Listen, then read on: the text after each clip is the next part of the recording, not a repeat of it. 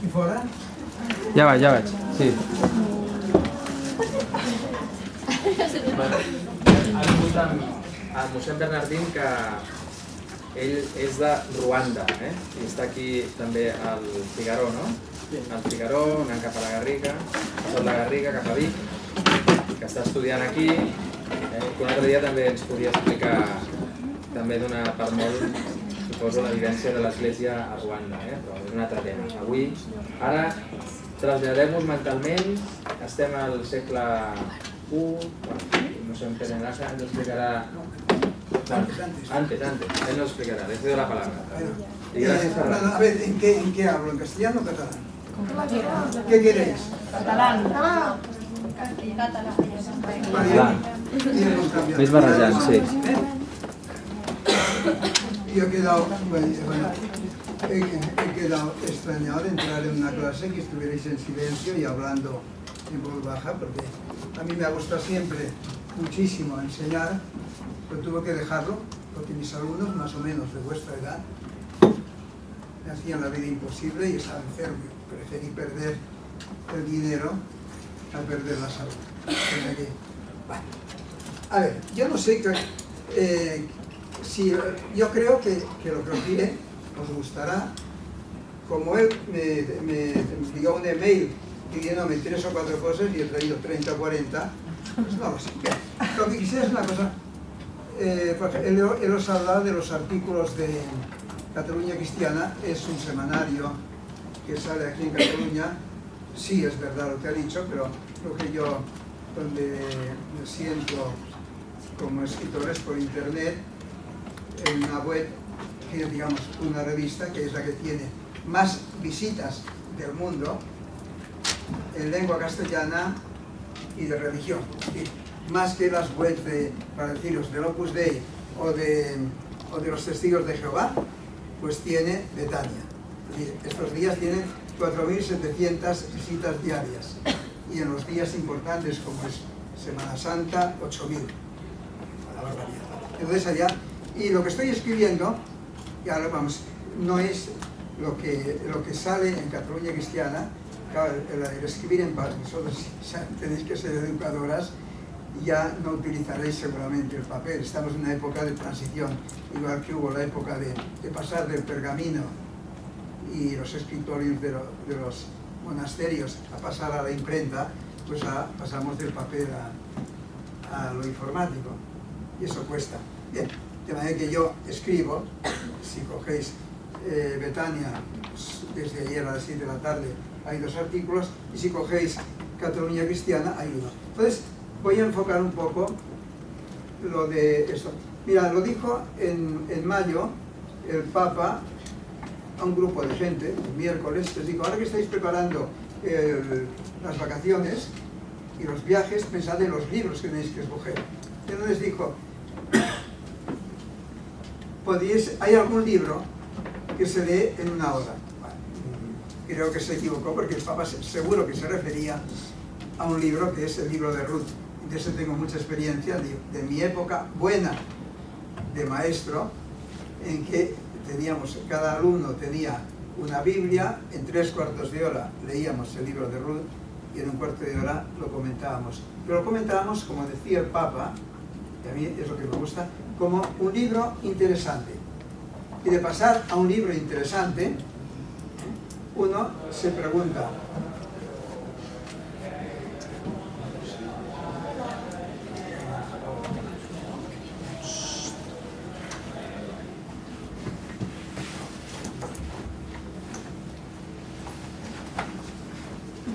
de un libro interesante, ¿puedo continuar? Sí, sí.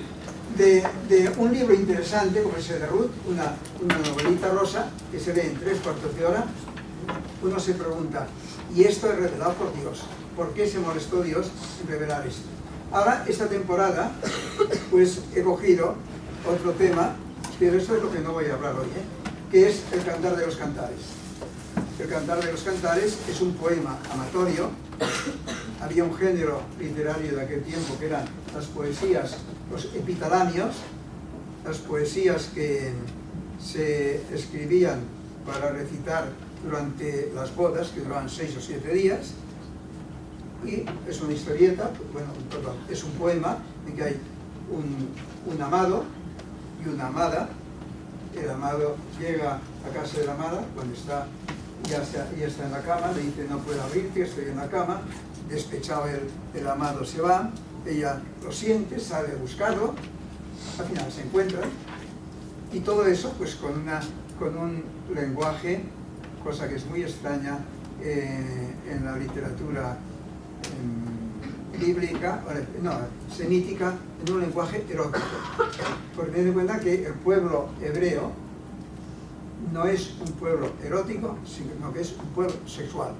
Y todavía, hoy en día, si vais a Israel, de alguna manera, ya no tanto, ya hablaremos de esto, pero uno se encuentra, la primera vez que yo fui a Tierra Santa, había pasado unos días en Roma. Y en aquellos parques, y claro, el temperamento, la expresión, las manifestaciones latinas, pues son enormemente efusivas, sensoriales, eróticas. Luego me encontré en Israel pues un ambiente que sea completamente contrario al que yo había visto en Roma.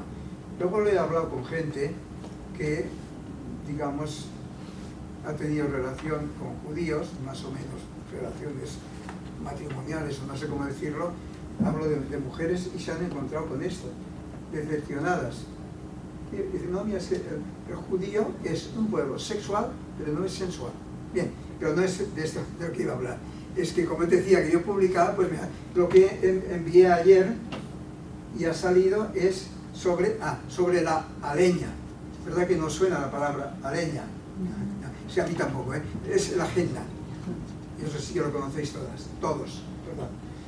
Todos conocéis la agenda. Bueno, sobre la agenda, que sale 2 veces en la Biblia, es, ya digo, lo que decía el Papa, decir cosas interesantes, o leer cosas interesantes. En el caso de hoy, os enseño cosas interesantes, para que cojáis la Biblia, y una buena parte de la Biblia empecéis por leerla como una historia interesante, y luego paséis y digáis, ¿y esto por qué lo ha revelado Dios? Porque el concepto de revelación que tenemos los cristianos es diferente al que tiene el mundo islámico. Supongo que sabéis que el Corán es un libro que no se puede traducir. Se dictó al pie de la letra y no se puede traducir. Si hay traducciones, yo mismo he regalado y tengo en castellano, son ediciones de cultura cristiana.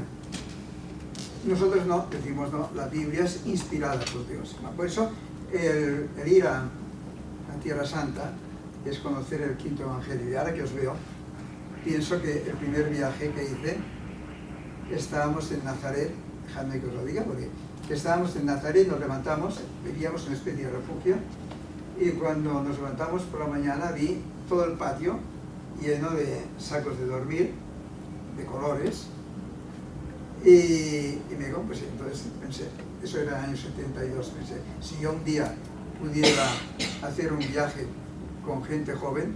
Luego también me he encontrado con gente joven en Belén, también en Nazaret.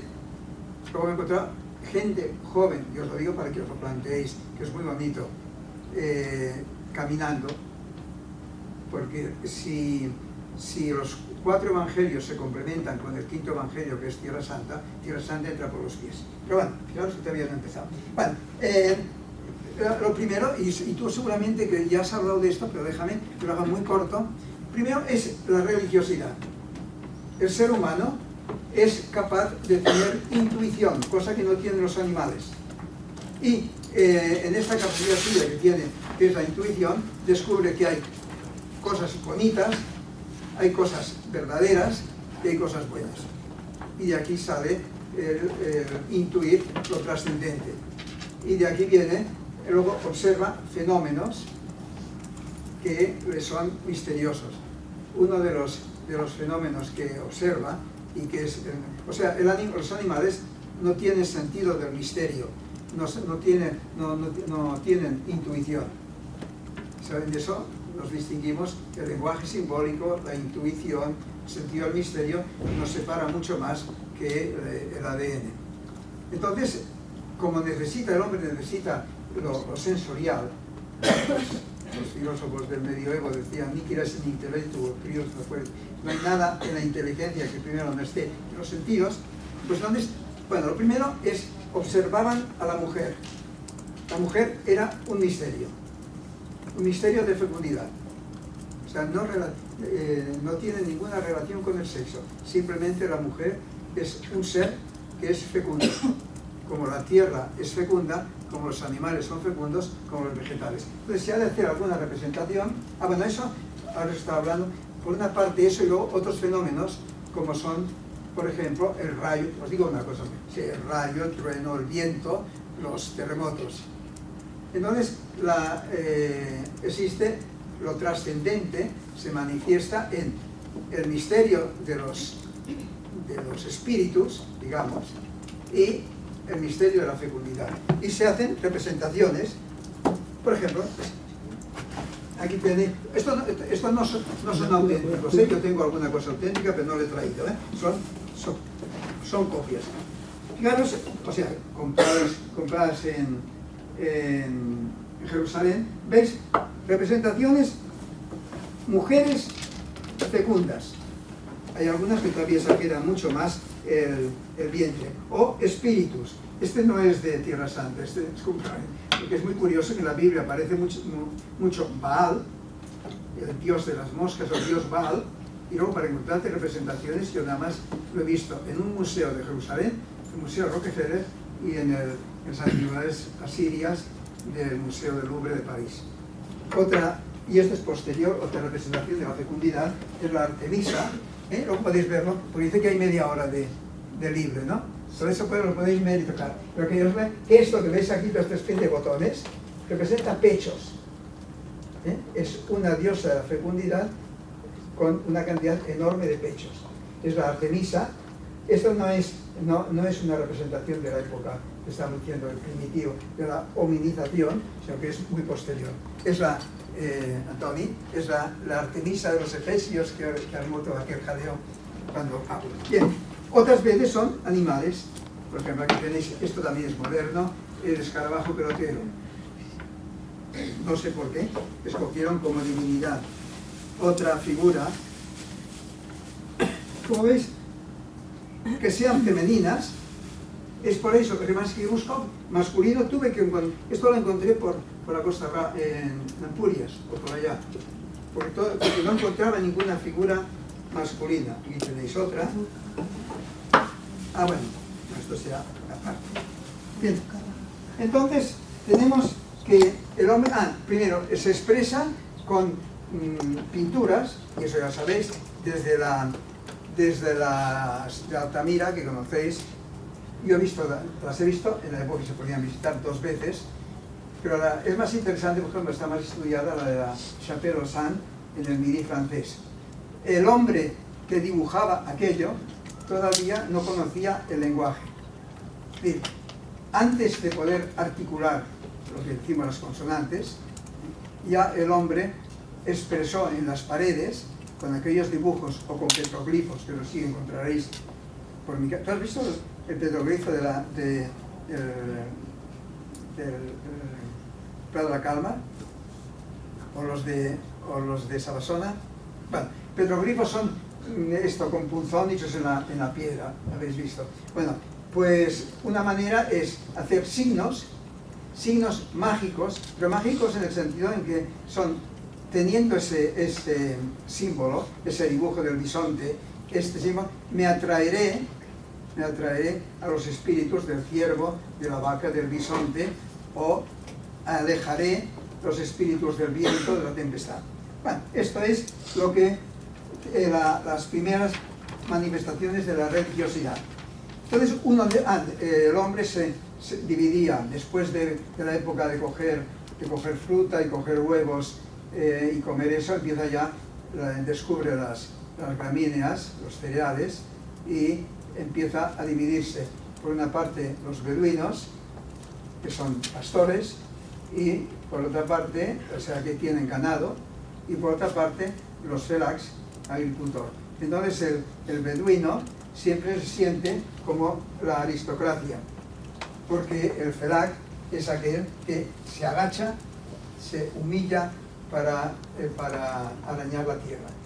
Y por tanto siempre en estas culturas tenemos que superior se siente el beduino, aunque se necesita. El beduino tiene ganado, tiene leche, pero necesita trigo, necesita cereales. El labrador tiene cereales, tiene tierra para hacer cazuelas, pero necesita pieles para vestirse y carne para comer. Entonces hay una rivalidad y una complementación. Entonces el beduino depende siempre del clima. Está históricamente, se conoce, que en una época en que faltó lluvias y una serie de jeques nómadas de la parte de Irak, para que me entendáis, lo que nosotros decimos Irak, Basora, no sé si es Basora o Basora, no lo sé.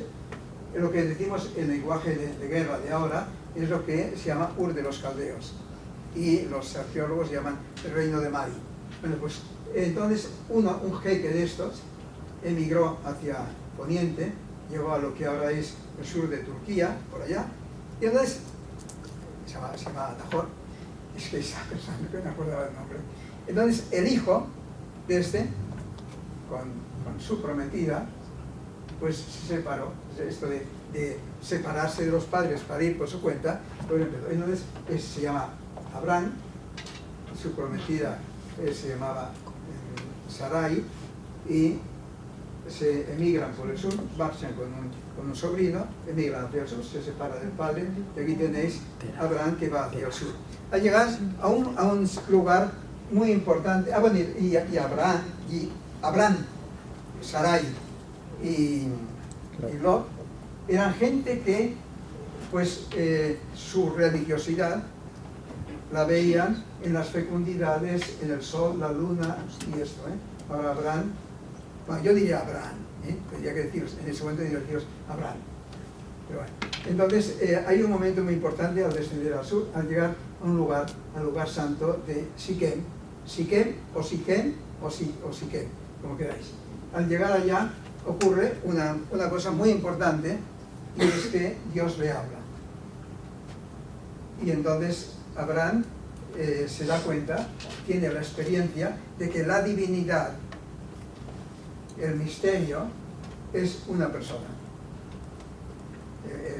Siquem y Abraham representan, es un descubrimiento más importante que la rueda. Descubren que la divinidad es Dios, es un ser personal con el cual se puede comunicar. Y ese ser personal que se puede comunicar, pues él le ofrece un sacrificio. Ahora sería muy largo explicar el sentido del sacrificio, que me gustaría, pero no dispongo de tiempo. Entonces ofrece bajo una encina. Pensad en una cosa, la encina es un árbol que es árbol sagrado. La gente que estáis aquí, bueno, ¿qué? Has dicho que vaya cambiando de castellano a catalán. No, el que vulguis. No, tened en cuenta, a ver, yo, que me gusta, bueno, total, mis estudios de ciencias son de bachillerato, pero nada más, pero bachillerato de 7 cursos. Pero me gusta mucho. Para nosotros hay dos clases de árboles, el roble y la encina. El roble es de hoja caduca y la encina de hoja perenne. El roble tiene las hojas festoneadas, la encina las tiene puntiagudas para que las vacas no se coman las hojas, se pinchen. Os lo digo porque hace pocos días, además era una cosa importante también, salió la palabra roble. Ten en cuenta que la encina es una cosa propia de la cuenca mediterránea. Eso me enteré yo por casualidad con una señora de Montaña que era holandesa. En Holanda, o en Francia, o en Alemania, no hay encinas, hay robles. Pero en Tierra Santa, o en Israel, como queráis, hay encinas.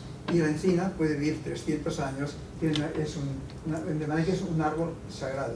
Bajo la encina de Moré ofrece. Entonces, Dios que le habla, lo importante de Siquem es que Dios le habla él se da cuenta que es un interlocutor, luego dirá que es su amigo, y le habla y le ofrece un sacrificio en la encina de Moré. Ya marcha, porque le dice que aquella tierra será para su descendencia. Abraham va hacia el sur, vuelve, y luego un día, bueno, esa es la historia de Abraham, eso será cosa que la explicarás tú. Pero hay una cosa importante, es que lo que le pasa a un beduino es que no tiene un sitio, no tiene donde enterrar. Están hacia el sur, en el Negev, y se le muere su mujer, y va al de la población y les dice, dejadme un terreno para enterrar a mi muerta. Ese es Hebrón. Hebrón es la población más antigua, habitada, fijaros, habitada, porque la población más antigua arqueológicamente descubierta es Jericó, pero habitada es Hebrón. En Hebrón es donde está donde Abraham, en la caverna de Macpelá, entierra a su muerta, luego es enterrado él, y todos los patriarcas están allá. Bien. Si te parece, pues ahora podríamos poner unas... Siquem, la divinidad es Dios.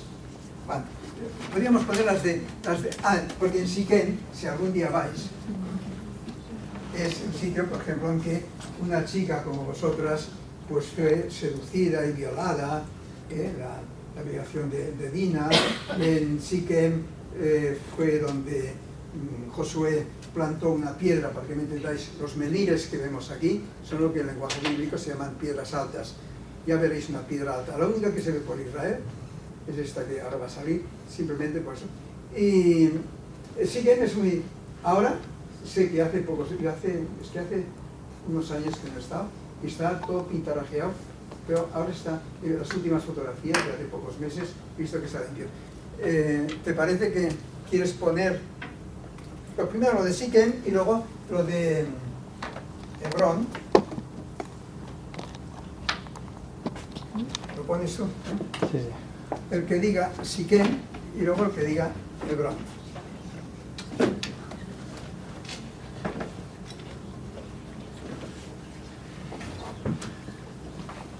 Simplemente es para que sepáis, porque pensad que quien organiza...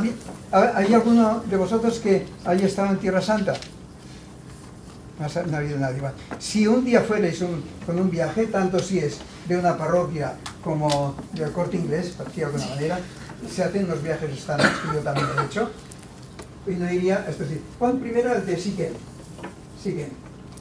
Vale. Oye, pues, ¿veis? Es así. Aquí esto es lo que... Basta aquí, oye, por favor. Mira, sí, una cosa que no se puede apagar las luces. Sí. Porque creo que sí. Lo veréis mejor. Una cosa que quisiera es que el hombre, bueno, para encontrarse con Dios, ya estamos hablando de un Dios personal, fijaros, el Dios de las cuevas de Chapelosán o de Altamira es otro, es diferente. Ahora ya es un Dios que uno se puede comunicar. ¿Qué es lo que busca el hombre? Pues que si Dios está en el cielo, creyéndose que es plana la tierra, está en el cielo y el hombre está en la tierra, pues para que tenga que recorrer menos camino, levantarse. Y por lo tanto, levantan, ¿veis? Aquí tenéis una montañita, porque así Dios bajará y no tendrá que... El hombre subirá por aquí, Dios bajará y aquí se encontrará, ya veréis otro. Es que esto os digo, bueno, vete pasando ya. Pero que veáis, cuando decimos un templo, no os imaginéis un edificio con un tejado. Eso es el sentido, o egipcio o clásico de Grecia o Roma. Pasa. ¿Veis? Bueno, es que fijaros, esta piedra, es que la veréis que se repite, porque es lo único que he escogido algunas. Ya digo, corresponde a nuestros menires, no es esta la piedra que levantó Josué.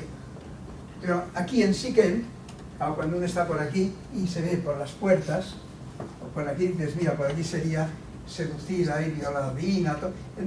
Siquem es muy interesante. Aquí en aquel lado hay una montaña que es Cerebal, aquí, de este lado, otra montaña que es Garizim, y Jesús estuvo aquí hablando políticamente con aquella mujer, la samaritana, que empezó, ¿quién tiene razón? Judíos, aquello de que la samaritana era una mujer que sabía de hombres, entendía y se dio cuenta cuando le vio que le tocaba las de perder, que lo que tenía que hacer es llevarle al terreno político a Jesús. Y dice, vosotros judíos en Jerusalén, nosotros aquí en Garizim. El Garizim está aquí, y bueno, digamos, Jesucristo estaría a 400 metros de aquí. Y es que son sitios que son auténticos porque no hay más que ese pozo. Y está, digamos, a unos 400 metros o 200, no, muy poca distancia, ¿eh? Si quieres pasar, porque son todas iguales, ¿eh? ¿Veis? Ah, bueno, actualmente, esta población es la actual...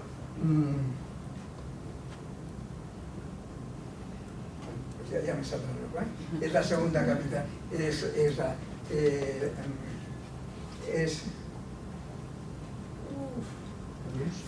Nablusa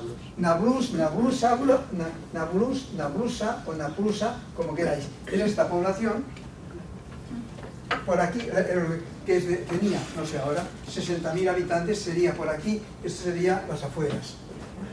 Y esto es la parte arqueológica. Ahora las últimas fotos que he visto está mucho más. Aquí me costó mucho sacar las fotos que no se viera que todo esto estaba pintado, ¿eh? O sea, esta piedra no es ni de la época de Abraham ni de Josué, es posterior. Pero sí que el lugar es el lugar visitado por Abraham. El lugar más importante, digo, es cuando la humanidad descubre que la divinidad es Dios. Que no es fecundidad, que no es espíritus del viento o del rayo, sino que es un amigo. El lugar, puedes ir pasando.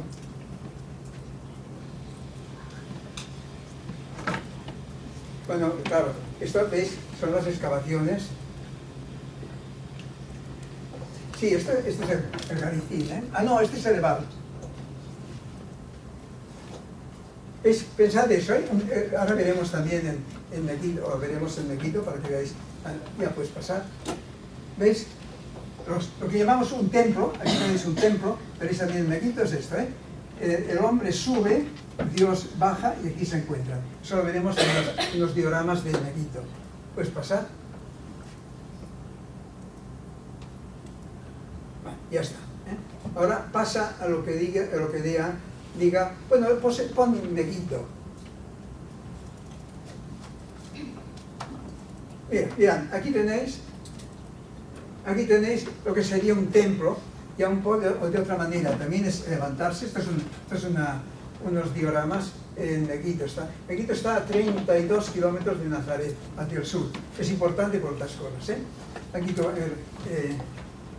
Aquí, ¿veis? Siempre es... aquí veremos el templo. Pasa. ¿Veis?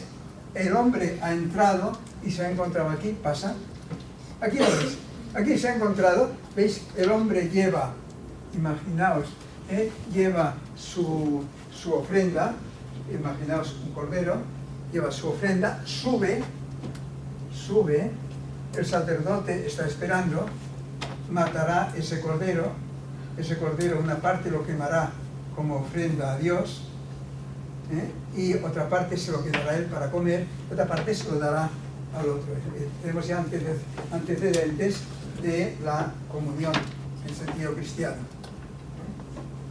Y luego a veces, fijaros que todavía quedan, aunque en Israel estaba prohibido, pero todavía quedan en aquella época, que para entrar, aquello que os hablaba de que la mujer es el misterio de fecundidad, a veces, cuando acaba el sacrificio, después de sacrificar, en el templo, que el templo es esto, está el hieródulo o la hieródula. Es decir, la mujer está dispuesta y el hombre yace con ella, o coita con ella, o como queráis, pero no para tener una satisfacción, sino para entrar en comunicación con la mujer, que todavía habéis considerado eso como misterio.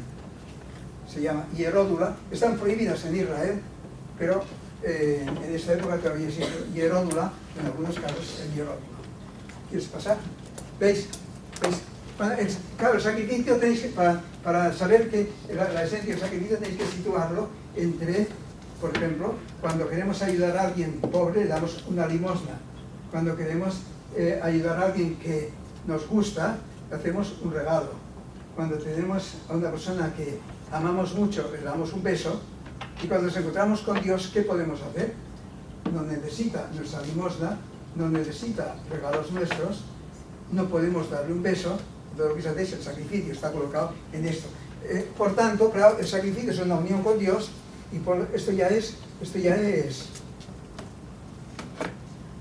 Megiddo, sí. No, sí. Bueno, entonces ya es la entrada en comunicación con el misterio. Aquí esto de Megiddo es porque veis, un templo. Pasa. Que no es más que esto, ¿Veis?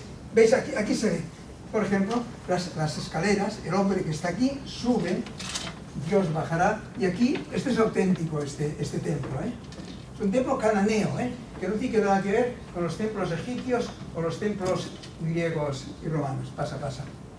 ¿Veis? Pues siempre lo mismo. Pues ya debe estar. Megiddo. Sí. Ahora pasa ya Abraham, lo que os digo, está enterrado con su mujer, Abraham, Sara,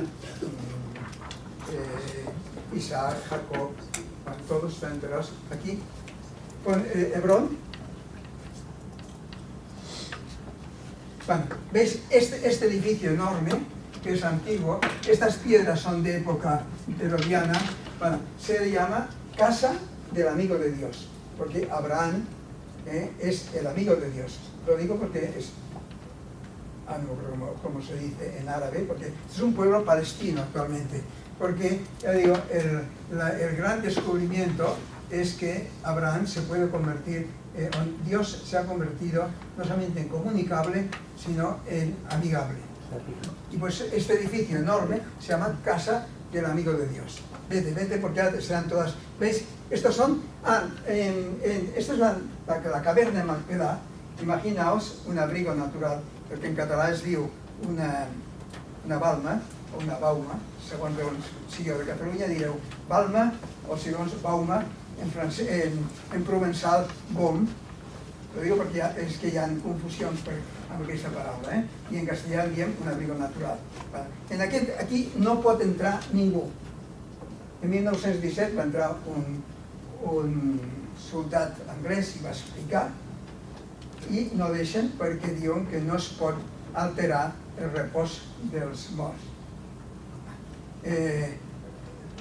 Llavors, segons diuen, perquè no s'han fet arqueològiques, segons diuen, aquí això és un cenotafio, és un monument funerari que correspondria aquí sota, que estaria la caverna de Macpelà, a la tomba de Sara. Ves fent, És que tot, això és perquè veieu, en aquest tros és com que aquí hi ha hagut tiros i aquestes coses, hi ha una entrada pels musulmans, una entrada pels cristians, una pels musulmans, una altra pels jueus, i els llatins, que ens diuen a nosaltres, podem entrar per les dues bandes. Sí, us ho dic perquè, és que, aquí teniu la d'Abraham. El cenotafio que hemos de imaginar que corresponde a este monumento funerario y que aquí abajo está la tumba de Abraham. Ves, perquè no és... Si sabeu àrab, doncs ho entendríeu el que diu jo no. Bé, i aquí, en aquest edifici, únicament hi ha... Únicament hi ha... L'anterior, sisplau. No, deixa, ja està bé. Únicament hi ha això. I aquí hi ha un forat, ja veieu, d'aquest tamany. Aquí hi ha una tapa de llautó amb uns foradets, i jo és que l'últim viatge que vaig estar, jo vaig dir, mireu, l'única cosa que podem veure d'aquesta caverna de Macpelà, tan important, que estan enterrats tots, és mirar i veure un llumet. El que va ser el ministre d'Assumptes Exteriors espanyol, Martín Artajo, va ser el primer cristià que va poder fer una ofrena, va fer una ofrena d'una